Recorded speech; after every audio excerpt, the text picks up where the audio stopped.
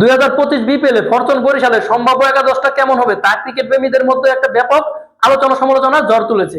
কেননা তামিম ইকবালের নেতৃত্বে এই দলটি টুর্নামেন্ট জুড়ে দুর্দান্ত পারফরম্যান্স প্রদর্শন করে আসছে এবং ফাইনালে তাদের যে সেরা একাদশটা তারা করেছে তা দেখলে মনে হয় তাদের ফাইনাল খেলার আগেই কাপটা দিয়ে দেওয়া যায়। কেননা তাদের যে একাদশ, তাদের একাদশে যে চমক রয়েছে তা নিঃসন্দেহে তাদের যে ভালো পারফরমেন্স করবে, তারা যে যোগ্য দাবিদার এবার বিপিএল ফাইনালের ট্রফির যে একটা যোগ্য দাবিদার তা প্রমাণ করে।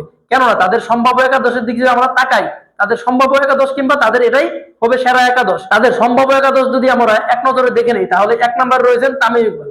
তামিম ইকবাল ফরচুন বরিশালের অধিনায়ক, অভিজ্ঞ এই ওপেনার বিপিএল এর প্রতিটি ফাইনালেই জয়লাভ করেছেন এবং তার নেতৃত্ব এবং ব্যাটিং দক্ষতা দলের জন্য অন্তত গুরুত্বপূর্ণ ভূমিকা পালন করবে। এবং 2 নম্বরে রয়েছেন আরেক ওপেনার তাওহিদ হৃদয়। তাওহিদ হৃদয় টুর্নামেন্টের শুরুতে কিছুটা করপয়েন্ট থাকলেও সাম্প্রতিক ম্যাচে পরাজিত 82 রানের ইনিংস খেলে তিনি ফর্মে ফিরেছেন এবং তার এই যে অসাধারণ একটা ইনিংসের কারণে তারা সরাসরি ফাইনালে চলে গেছে। তারপর 3 নম্বরে রয়েছেন David Malan. David Malan English এই ব্যাটসম্যান পুরো টুর্নামেন্ট ধরে ধারাবাহিকভাবে পারফরম্যান্স করে আছেন, এবার তিনি ফাইনালেও তার ধারাবাহিকতা বজায় রাখবে। এই তালিকায় 4 নম্বর জায়গায় রেখেছি তিনি হচ্ছেন নিউজিল্যান্ডের জিমি নিশাম। নিউজিল্যান্ডের এই অলরাউন্ডার ফাইনালের আগে দলে যোগ দিয়েছেন এবং ব্যাটে ও বোলিং এ উভয় বিভাগে অবদান রাখার সক্ষমতা রাখে এই অলরাউন্ডার। এবং 5 নম্বরে রয়েছেন ডিপেন্ডেবল খ্যাত মুশফিকুর রহিম। দলের নির্ভরযোগ্য ব্যাটসম্যান হিসেবে তিনি মিডল অর্ডার দিকটা সামলাবেন এবং স্থিতিশীলতার প্রদান করবেন দলের জন্য। এবং 6 নম্বরে রয়েছেন মাহমুদুল্লাহ রিয়াদ। অভিজ্ঞ এই অলরাউন্ডার ব্যাটিং এবং বোলিং এ উভয় বিভাগে দলের জন্য একটি গুরুত্বপূর্ণ ভূমিকা পালন করবে। এবং 7 নম্বরে রয়েছেন কায়েল মার্শ। ওয়েস্ট ইন্ডিজের এই অলরাউন্ডার ব্যাটিং এবং বোলিং এ উভয় ক্ষেত্রে দলের জন্য মূল্যবান অবদান রাখবে, কেননা তিনি এই টুর্নামেন্টে ফরচুন বরিশাল হয়ে যে কটা ম্যাচ খেলেছেন তিনি সুন্দর এক অবদান রেখেছেন দলের জয়ের জন্য। এবং 8 নম্বরে যিনি রয়েছেন, 8 নম্বরে তিনি বাংলাদেশের একমাত্র লেগি রিশাদ হোসেন। তরুণ এই লেগ স্পিনার টুর্নামেন্ট জুড়ে ভালো বোলিং করেছে এবং ফাইনালে তার কাছে ভালো পারফরমেন্স আশা করবে ফরচুন বরিশালের দর্শকরা। এই তালিকায় 9 নম্বরে যিনি রয়েছেন তিনি হচ্ছেন তানভীর ইসলাম। বাঁহাতি এই স্পিনার নিয়ন্ত্রণ বোলিং এর জন্য পরিস্থিতি এবং দলের স্পিন আক্রমণকে গুরুত্বপূর্ণ ভূমিকা পালন করবে এবং তিনি ভালো পারফরমেন্স করে এসেছেন এবং ফাইনালেও তিনি ফরচুন বরিশাল হয়ে ভালো একটা পারফরমেন্স করবেন। এবং এই তালিকায় 10 নম্বর যিনি রয়েছেন তিনি হচ্ছেন এবাদত হোসেন।